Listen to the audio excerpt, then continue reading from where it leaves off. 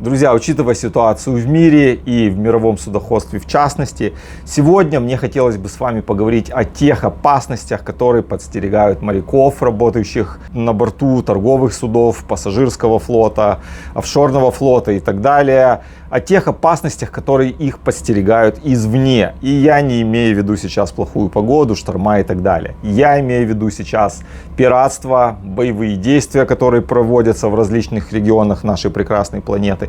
Я имею в виду контрабанду, я имею в виду нелегалов, которых периодически находят на борту судна и так далее и тому подобное. Вот сегодня об основных аспектах, об основных вот этих нюансах мне хотелось бы с вами поговорить. Потому что в последнее время я начал замечать, что люди не понимают разницу в различных зонах, где они работают. Они не отличают зону боевых действий, зону повышенного риска. А я считаю, что сегодня об этом люди и моряки в частности должны знать. Они должны осознавать, где они работают, какая опасность их может подстерегать, когда они идут на работу в море. Помимо того, что здесь и так опасностей много, так еще есть вот такие вот нюансы. В общем, сегодня это будем обсуждать. С вами капитан Максим, вы на канале Максмастер. Усаживайтесь поудобнее, мы начинаем. Поехали!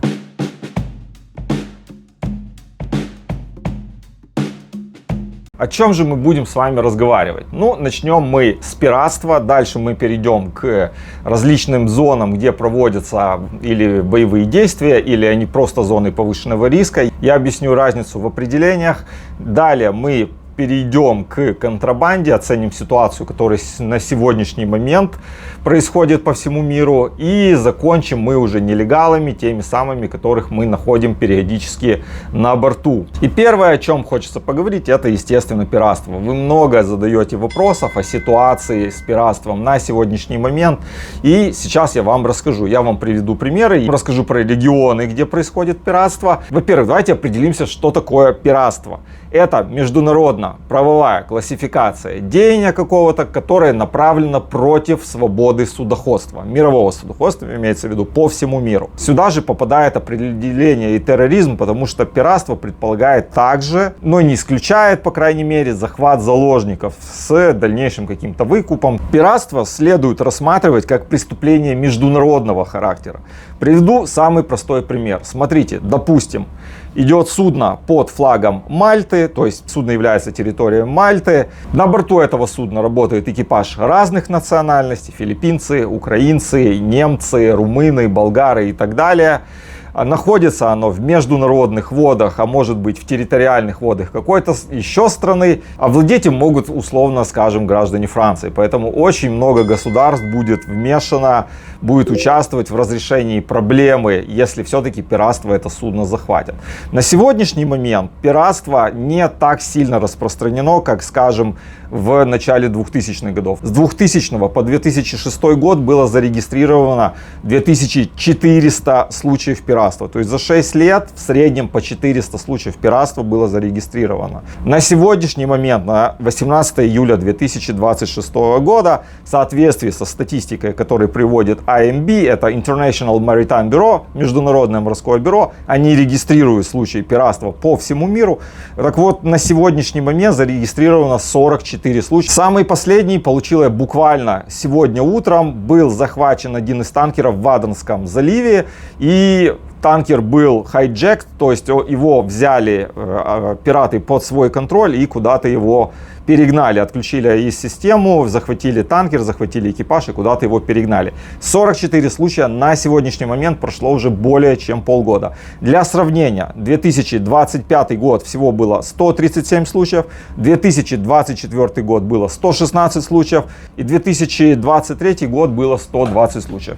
То есть статистика предыдущих лет говорит нам, что пиратство в среднем, сегодня никуда оно не увеличивается, никуда оно не уменьшается. Здесь нужно уточнить, что вот сегодня более чем полгода прошло, 7-й месяц 26 года, уже как минимум середина его, и всего 44 случая. Вам может показаться, что статистика уменьшается. На самом деле не так. Не все случаи сразу попадают, сразу регистрируются. Они появляются со временем потом. Например, я когда делаю кросс кросс-чек различных организаций, кто заявил о пиратстве. В одних источниках я нахожу одну цифру, в других источниках нахожу цифру. И только когда уже начинается следующий год, по прошествии нескольких месяцев, мы уже узнаем точную цифру за предыдущий. То есть плюс-минус где-то статистика нам не врет.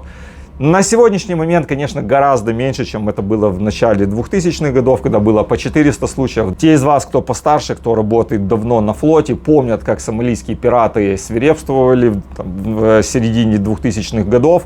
В начале десятых годов, как они угоняли суда, по 40, по 50 судов пропадало за год. Потом, естественно, они просили выкуп за заложников, просили выкуп за сами суда. Как правило, это были танкера, потому что их проще всего, танкера, балкера, проще всего захватить из-за сильно низкого надводного борта.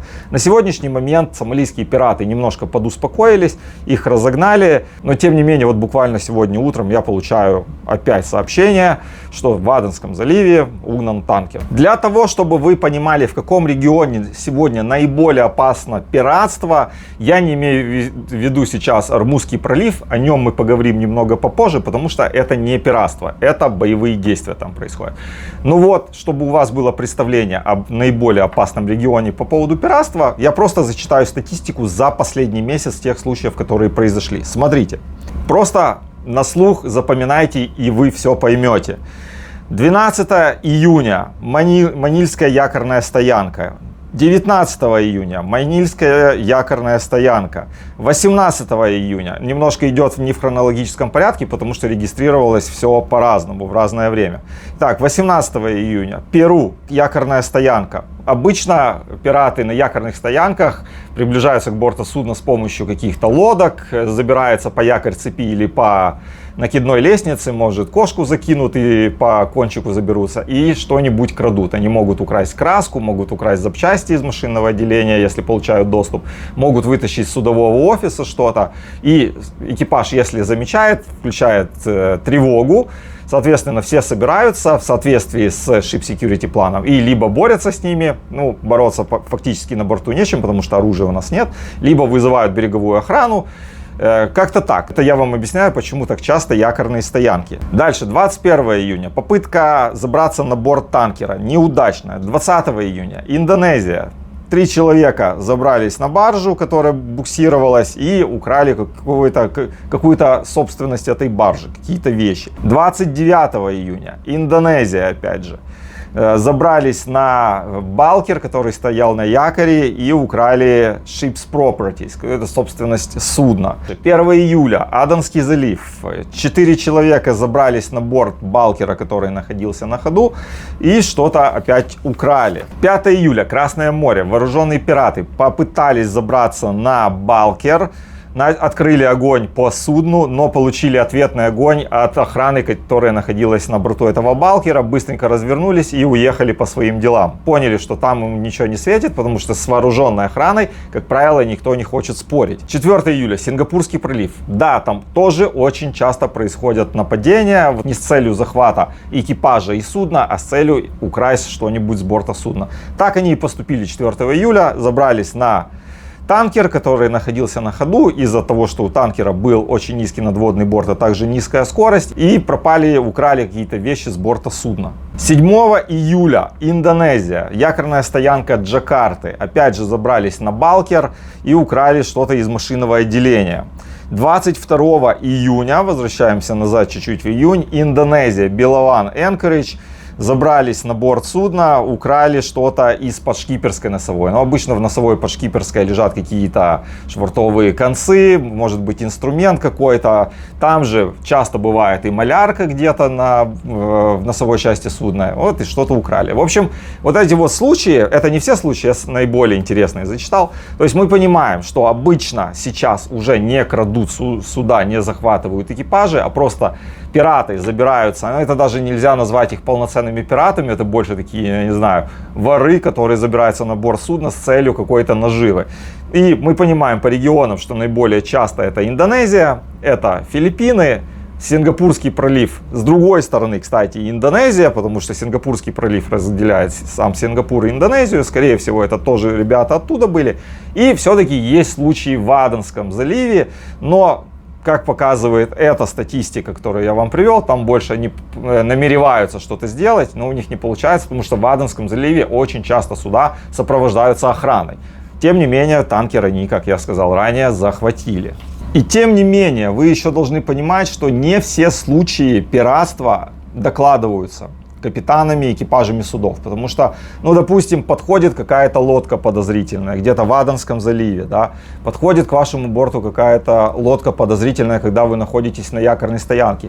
Может, это были реально пираты с какими-то злыми намерениями, с намерением навредить судну, что-то у них украсть. Но экипаж заметил, они увидели, что экипаж реагирует, ретировались и куда-то уехали по своим делам. Не было никакой атаки, никакой попытки забраться на борт, но теоретически, в теории, это же все-таки тоже пиратство. Даже вот мы проходили когда-то Аденский залив, к нам на полном ходу шла лодка с лестницей внутри. Я не видел оружия. Реально. Но она подошла где-то примерно на расстоянии 3-4 кабельтовых. В бинокль видно, что там есть какая-то лестница. Видно, что там находятся 2 человека. Включили, допустим, General Alarm, общесудовую тревогу. Они ее услышали, развернулись, уехали. И не все случаи такие докладываются в те центры, которые их регистрируют. Потому что непонятно, была ли это попытка пиратства или нет. Некоторые экипажи, да, докладывают, что приближалась подозрительная лодка, внутри находилась лестница, там, допустим, 2 или 3 человека, оружия не было видно, ну, вот такой вот случай был. И мы тоже получаем такие сообщения. В теории, я уверен, что попыток не там 120, 130, 140, а реальная цифра может быть в 2 раза больше, но так как атака не зафиксирована, то она и не зарегистрирована. Вот такая вот ситуация с пиратством сегодня. Многие спрашивают, есть ли у вас на борту оружие для того, чтобы с ними бороться. Нет, у нас на борту оружия нет, потому что морякам торгового флота запрещено его иметь. Мы не военные моряки, мы моряки торгового флота, и разрешения на оружие у нас нет.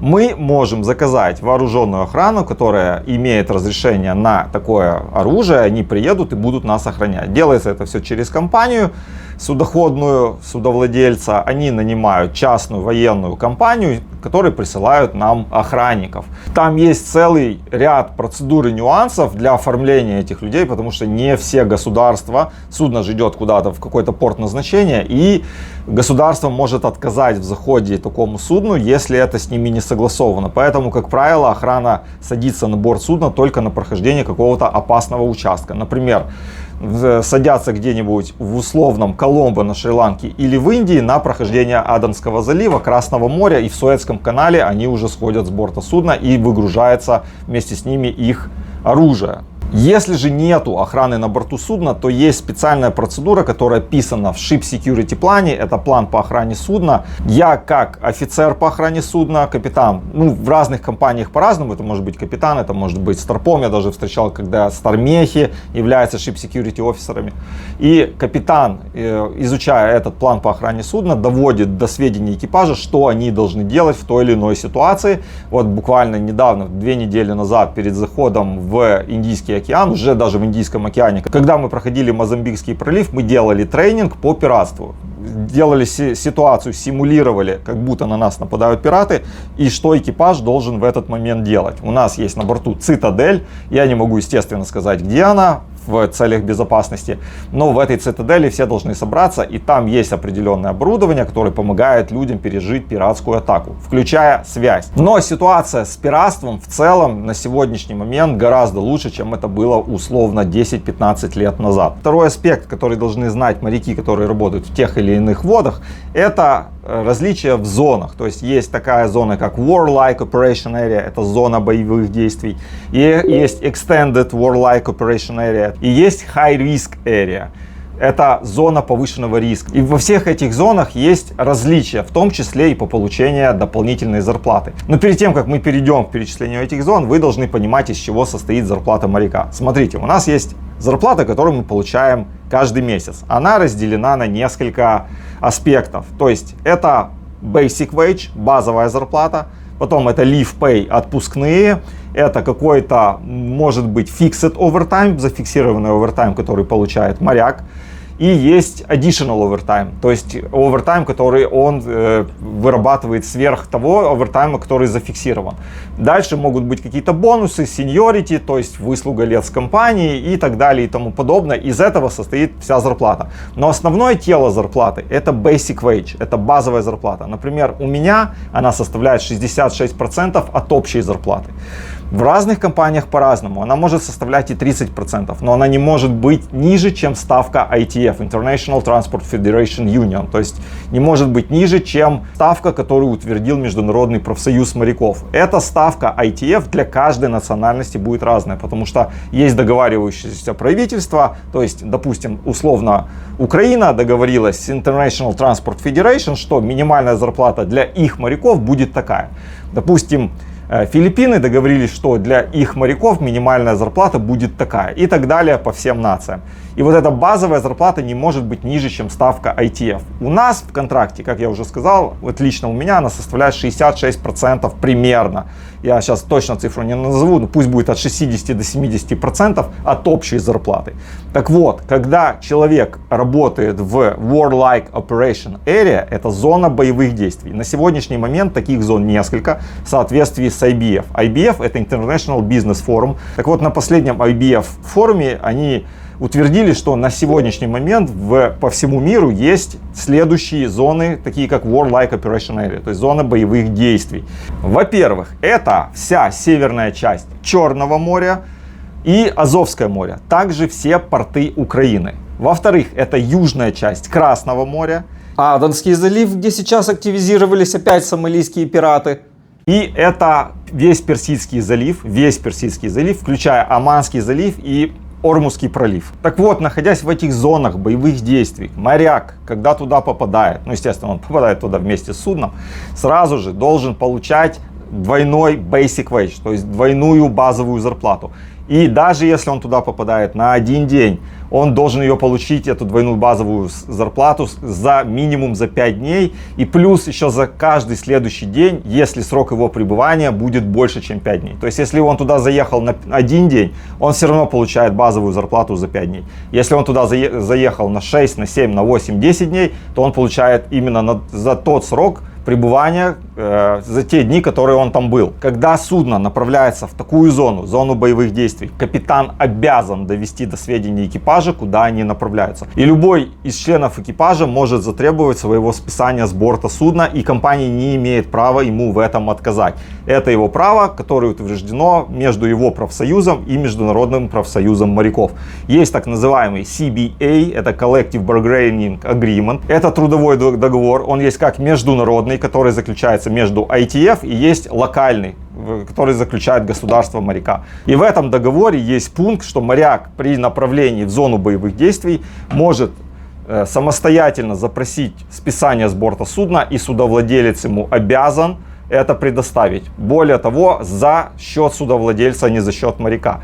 И еще важный нюанс, что не дай бог, если случилась смерть моряка во время того, как он находился в зоне боевых действий, либо его частичная потеря трудоспособности, то ему должна поступить выплата в двойном размере от той суммы, которая написана у него в контракте. То есть, допустим, не дай бог, если случилась какая-то потеря трудоспособности в процентном соотношении, и по потере этой трудоспособности ему полагается, допустим, $100 000 компенсации, то при нахождении в этой зоне, если это случилась потеря трудоспособности, то это ему полагается уже не 100, а 200 тысяч этих долларов.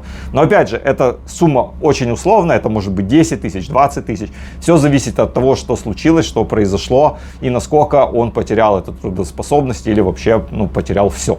Еще важный момент, если моряка в этой зоне, в зоне боевых действий списывают перед тем, как он туда зайдет, да, по желанию самого моряка, компания, помимо того, что списывает его за счет компании, еще должна ему выплатить базовую зарплату за 2 месяца. Переходим к High Risk Area, это следующая категория, и на сегодняшний момент она есть только в одном месте, она находится в акватории Черного моря, сразу за пределами зоны боевых действий. Посмотрите на карте, вот красным пунктиром обозначена High Risk Area. Она немножко отличается по условиям получения зарплаты для моряка. То есть, если в зоне боевых действий моряк как минимум получает за 5 дней базовую двойную зарплату, если он туда заезжает даже на 1 день, то в High Risk Area платится по факту. Все те же условия, как в зоне боевых действий, но только платится по факту. То есть, если судно зашло туда на 1 день, моряк получает за 1 день, а не минимум за 5. Если он там 4 дня, то он получает 4 дня. 10 дней, 10 дней.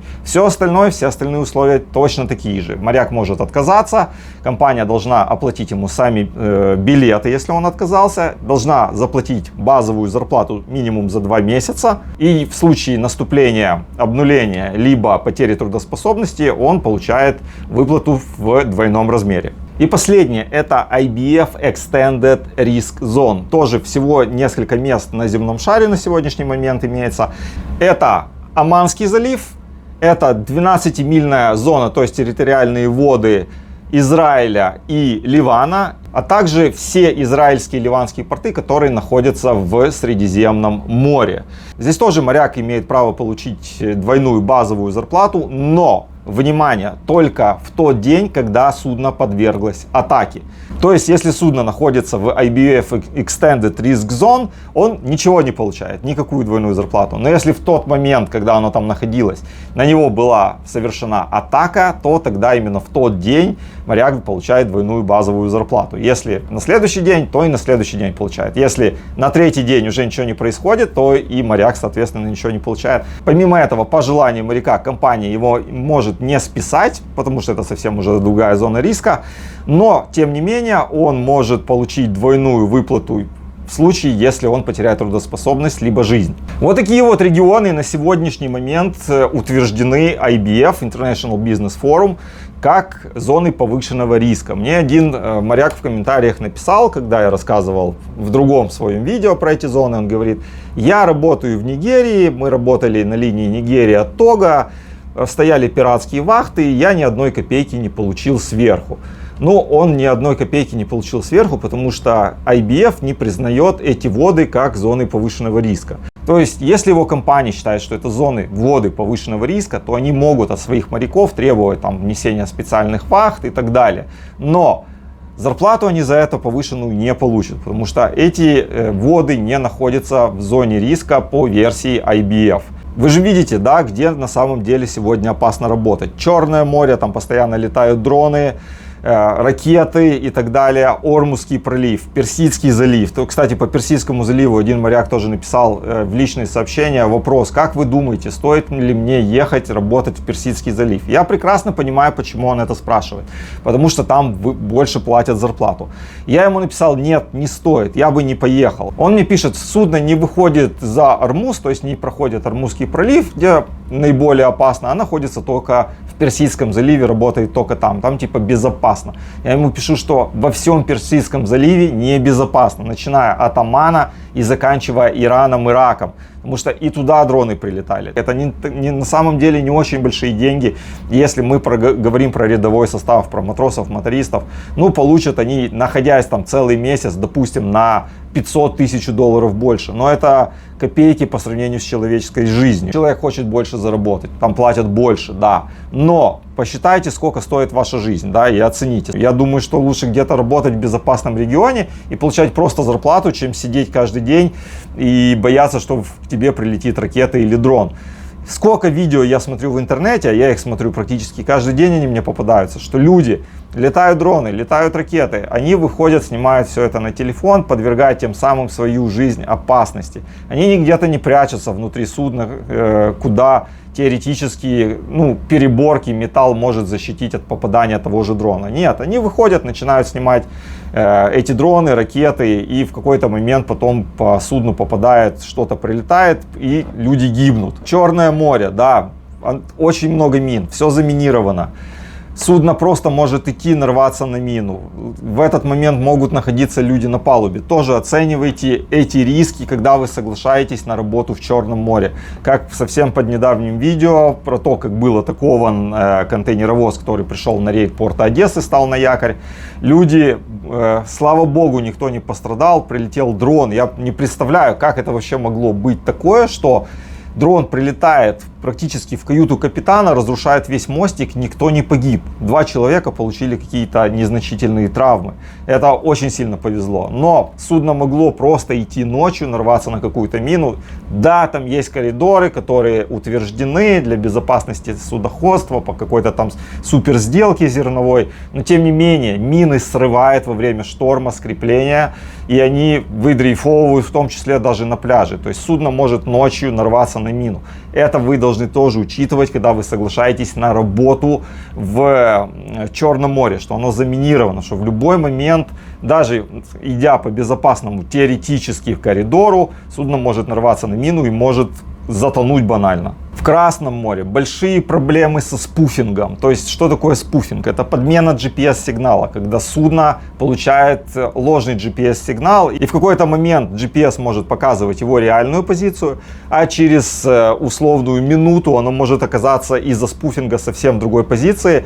Да, штурмана могут ориентироваться по каким-то береговым ориентирам, могут брать пейлинг-дистанцию при помощи радара, но бывают такие моменты, когда это невозможно сделать, и из-за спуфинга судно может залететь на какую-то мель. Ну, мель это, естественно, не так опасно в теории, как мина какая-то или прилетевший дрон, но тоже это может вызвать определенные проблемы, которые могут привести к травмам и к потере жизни, не дай бог, к затоплению судна, к панике, со всеми вытекающими, сопутствующими отсюда потерями. Поэтому, ребята, когда соглашаетесь на контракт, изучите регион работы судна. Если это регион зоны повышенного риска, или если это регион зоны боевых действий, то 2 раза подумайте, прежде чем подписывать контракт. Понимаю, что деньги как бы решают, но деньги не стоят вашей жизни. Следующий нюанс — это контрабанда. Третий аспект, о котором мы сегодня поговорим, который тоже касается безопасности моряков, это контрабанда. Просто привожу статистику за последний месяц. Смотрите, зачитываю. 16 июня Австралия, 200 килограмм метамфетамина было изъято из контейнера. 24 июня Австралия, по Австралии прям туда очень идет большой трафик. 110 килограмм кокаина было изъято из контейнера Порт Ботани. 28 июня Индонезия, 325 килограмм метамфетамина нашли на рыболовном судне. Немножко раньше статистику возьмем. 27 мая Гонконг, 80 килограмм каннабиса нашли в порту Гонконга на контейнеровозе. 19 июня опять Австралия, 2700 килограмм кокаина нашли на контейнеровозе в Сиднее. И совсем недавно в Телеграме я постил новость о том, что в порту Лос-Анджелеса, конкретно в Сан-Педро, было изъято 200 килограмм кокаина с борта танкера, который провозил филиппинский моряк. Сам кокаин был загружен в Эквадоре. И у меня некоторые спрашивали, а как он смог загрузить самостоятельно, обвинили всего одного филиппинского моряка, как он смог загрузить самостоятельно целых 200 килограмм наркотиков. На самом деле, это возможно. Возможно это даже провернуть одному человеку. Это сложно, но это реально. Как это сделать, я вам рассказывать не буду, потому что, чтобы никого не провоцировать на нарушение закона. Смотрите, мировой трафик наркотиков больше всего, конечно, проходит через морские суда. И если на контейнеровозе где-то в контейнере прячут что-то запрещенное, то это одно. Контейнер опечатан, и экипаж не несет за это ответственность. Да? Где-то что-то положили, пломбу поставили, все, пломба на месте, таможня нашла наркотик или какую-то другую контрабанду. Сейчас даже говорим, контрабанда, она же бывает не только, запрещенные вещества в качестве наркотиков. Это могут быть какие-то дорогие металлы, могут быть какие-то краденые машины. В общем, очень много всего может быть на самом деле в качестве контрабанды. И если оно находится в контейнере, который еще и опломбирован, то это не проблема экипажа. Теоретически в каких-то странах, конечно, могут докопаться, даже в тюрьму за это сажали, находили в запломбированном контейнере запрещенные вещества, находили контрабанду, привлекали стопома, капитана и так далее. Закрывали в тюрьму, потом компании разбирались. Некоторые компании быстро вопросы решают, крупные компании, потому что у них есть хорошие адвокаты, хорошие юристы. Некоторые компании долго этим занимаются, некоторые вообще бесконечно. Но, тем не менее, в цивилизованных странах, там, где люди понимают, что если контейнер опломбирован, пломба стоит оригинальная, которая зарегистрирована в порту отбытия, то к экипажу претензий быть не может. Совсем другая ситуация, когда находят наркотики, спрятанные внутри судна. То есть находили в разных местах, находили в настройке жилой. Понятно, что это прятали те люди, которые непосредственно живут на борту, то есть моряки. Находили в балластных танках. Балластный танк, просто чтобы вы понимали, это огромнейшее помещение, которое используется для хранения, для перекатки балластной воды, балластных вод. Туда доступ есть в эти балластные танки, есть специальные горловины, через которые человек туда должен периодически отправляться для инспекции внутренности этих балластных танков. Так вот, эти горловины и доступ в этот балластный танк есть только изнутри судна, то есть снаружи никак не попасть. Находили даже в этих балластных танках контрабанду. Понятно, что здесь в 99,99% тоже участвует экипаж, потому что я не представляю, как может человек, который находится снаружи, получить этот доступ без ведома экипажа. Также бывает, что водолазы, злоумышленники, наркодилеры с внешней стороны корпуса судна, подводной его части, прикрепляют какой-то груз, и он без ведома экипажа, экипаж даже не подозревает, что там что-то на корпусе есть, следует в следующий порт. Могут открыть решетки кинстонов, засунуть туда этот груз какой-то контрабандный и закрыть эти решетки кинстонов. Это очень тяжело экипажу определить, что там что-то есть. А в следующем порту их уже может ждать такая же подводная инспекция уже отдела по борьбе с наркотиками. И такой неприятный сюрприз судно может ожидать уже в следующем порту, куда они направляются. И экипаж очень часто вербуют эти самые люди, которые предлагают перевести что-то запрещенное с порта А в порт Б. К сожалению, экипаж очень часто соглашается. Потом для них бывают очень неприятные из-за этого последствия. Несколько дел есть очень громких. Моряки сидят по 10, 20, 30, некоторые пожизненное заключение отбывают в разных странах, потому что законодательство у всех разное. Где-то это вообще смертная казнь. Советую вам этим не заниматься, лично мой совет. В моменте вы получите какую-то большую сумму денег, но в следующий раз этой суммы денег вам может не хватить для того, чтобы выйти из тюрьмы. Последнее, о чем мне хочется сегодня с вами поговорить, это stowaways.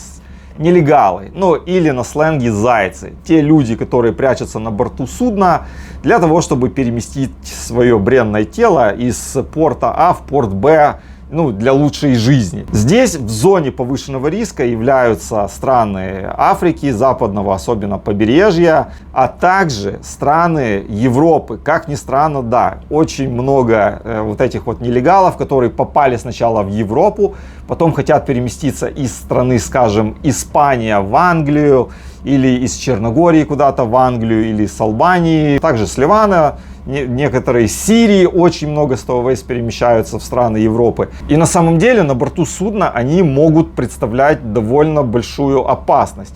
Ладно, когда это 1, 2, 3 человека, они как-то попадают на борт судна разными способами. Они могут попасть через так называемый rudder trunk, через кормовую часть, там где находится перо руля, есть специальная лаз, люк, через который они могут попасть. На многих судах это блокируется, этот доступ блокируется, но тем не менее на многих все еще он есть. Также они в Марокко, лично я наблюдал, как они пытались залезть с сисайда, то есть с морской стороны, закидывают специальную лестницу, забираются на борт судна, потом где-то прячутся в каких-то шхерах, где-то там под трюмными крышками и так далее. Также могут попасть, внимание, вместе с грузом внутри контейнера не опломбированного. Допустим, они попадают как-то, в Марокко были ситуации такие, такие в Касабланке, что попадают как-то на территорию порта, залазят в контейнер, их напарник с внешней стороны закрывают, и они находятся в этом контейнере. Потом могут где-то уже, когда судно находится в море, оттуда вылезти, сказать, что я вот такой вот, ну, если им совсем уже страшно станет. Но, как правило, они имеют с собой запас еды, запас воды, и весь переход морской там сидят в том месте, где они спрятались, ждут, когда судно уже подойдет к следующему порту. Они примерно знают, они даже платят деньги некоторым людям, которые их отправляют в это путешествие. И есть кейсы, когда на подходе к какому-то порту Stowaway вылазит из своего убежища, прыгает за борт и уже вплавь добирается до берега. Но, как вы понимаете, если я вам эти истории рассказываю, то их там ловили, их не депортируют, их берут там под охрану, их там кормят, снабжают одеждой, водой, и, как правило, они там и остаются. И в тот момент, когда они находятся на борту судна, как я уже сказал, если их мало, то это не проблема. Если их экипаж судна нашел, сообщается в следующий порт, что у нас на борту есть Stowaways, приезжает immigration, приезжает полиция, их либо оформляют, забирают куда-то в центр беженцев, либо они остаются на борту судна, если судно линейное, и их везут обратно там, где их взяли. Даже при мне был такой случай, действительно, мы нашли один раз Stowaway, который, внимание, ехал из Испании, он был алжирец, он ехал из Испании, хотел попасть в Англию, мы как раз шли в Лондон, в Тилбури, точнее, если быть точным. И мы его нашли как раз на этом переходе, я его нашел, чисто случайно, нашел на палубе вот этого нелегала. Мы пришли в Англию, я, естественно, сообщил, они, капитан, пришли, его оформили. Все, мы его не принимаем, так как вы идете обратно, то пусть с вами едет обратно. Мы его отвезли обратно в Испанию, Бильбао, сдали местным властям. Я у них спрашиваю, что с ним будут дальше. Власти говорят, сейчас его накормят, напоят и отпустят. Потому что на территорию Испании он попал легально. У него там весь паспорт был проштампован, когда мы его оформляли еще на борту. А у нас есть специальный чек-лист, как его оформлять. У него весь паспорт был проштампован, и он реально заехал на территорию Испании легально. А так как уже Лондон не является частью Евросоюза, то туда ему дороги не было. Он туда очень сильно хотел попасть, поэтому вот, собственно, и сел нам на борт. Для предотвращения вот этих вот товарищей, для нахождения их до того, как судно выйдет из порта, пока это еще не стало проблемой судна, а проблемой порта, мы проводим, если это порт повышенного риска, то мы проводим Stowaway Search, то есть такой обыск судна на предмет нахождения вот этих вот нелегалов, а также запрещенных средств. То есть это может быть в качестве терроризма судно могут заминировать, потом требовать выкуп, сказать, что у вас бомба, и вот давайте выкуп, мы скажем, где она.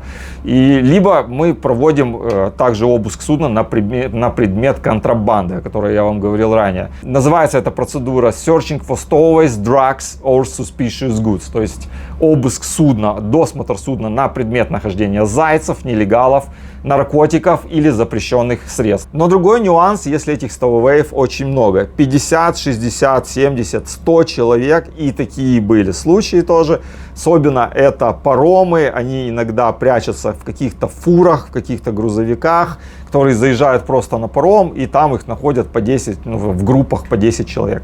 Много было ситуаций, когда судно торгового флота, находясь просто в Средиземном море, и мы получали эти сообщения от этих судов, что они визуально наблюдают какую-то лодку, на которой находится 60-70 беженцев из той же Сирии, и они просят, эти беженцы, кричат: возьмите нас на борт судна и отвезите куда-нибудь на территорию Мальты или куда судно там в Италию, допустим, идет. И вот у капитана тяжелый выбор. С одной стороны, эти люди просят помощи, то есть теоретически они терпят бедствие. С другой стороны, представьте, капитан берет на борт судна 60-70 человек, а у него экипаж 20.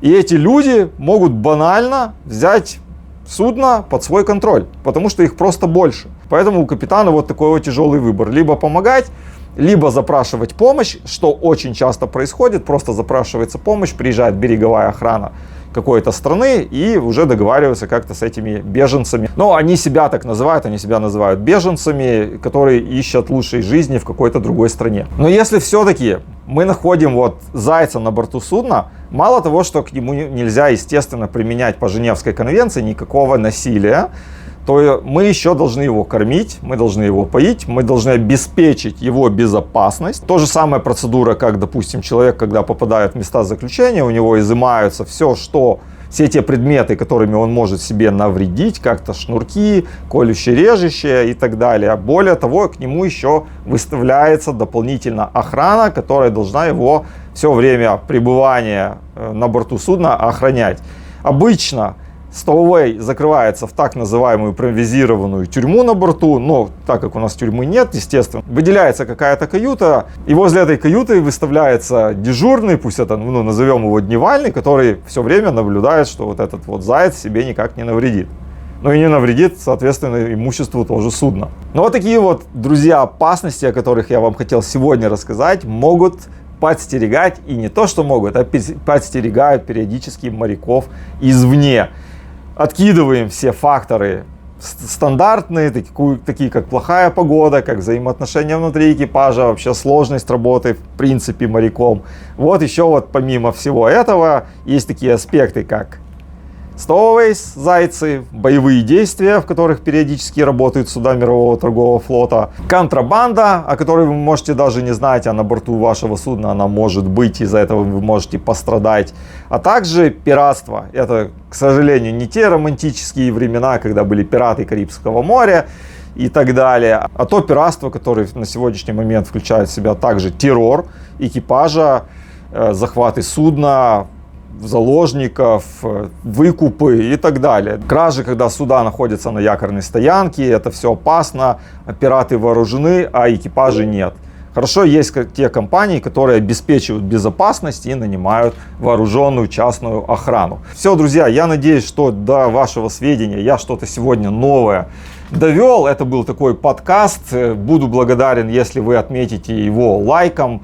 Подпишитесь на канал, если до сих пор не подписались. Также поставите колокольчик для того, чтобы не пропустить следующие видео. А с вами был капитан Максим. Это был канал Максмастер. Спасибо вам огромное за внимание. Я на связи.